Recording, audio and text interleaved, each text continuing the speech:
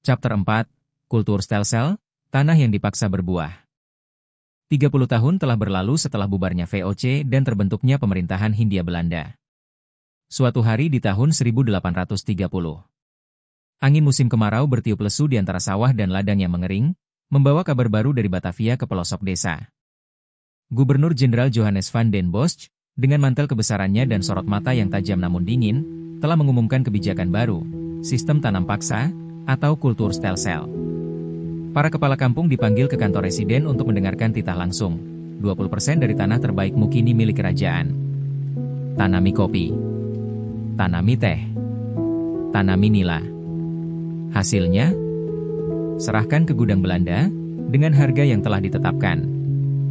Suasana desa pun berubah drastis. Wajah para petani mengeras.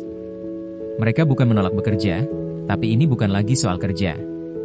Ini tentang kehilangan kendali atas tanah yang diwariskan dari leluhur, tentang membajak bukan untuk keluarga sendiri, tapi untuk perut kekuasaan di seberang lautan.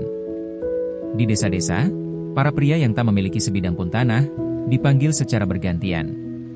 Selama 65 hari dalam setahun, mereka wajib bekerja di perkebunan milik pemerintah kolonial.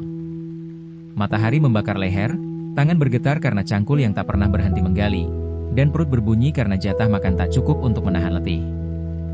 Matahari hampir tak pernah terasa hangat lagi. Langit biru tak lagi mengundang harapan, tapi justru menandakan hari yang berat bagi para petani.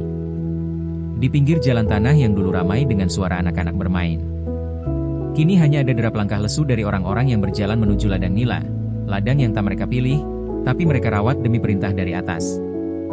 Di ladang-ladang milik VOC yang kini diambil alih pemerintah, anak-anak ditinggal di rumah karena ibu harus turut serta merawat tanaman kopi.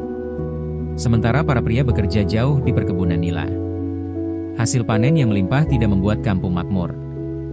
Sebaliknya, lumbung beras kosong, dan suara tangis bayi makin sering terdengar di malam hari.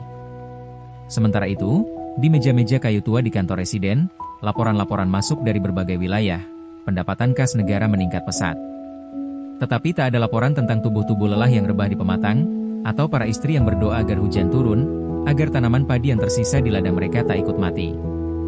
Sistem ini memang mengisi kas Belanda, yang sebelumnya kosong karena perang dan krisis ekonomi. Namun, yang terisi kembali dengan harga yang begitu mahal, air mata, darah, dan kehormatan rakyat pribumi.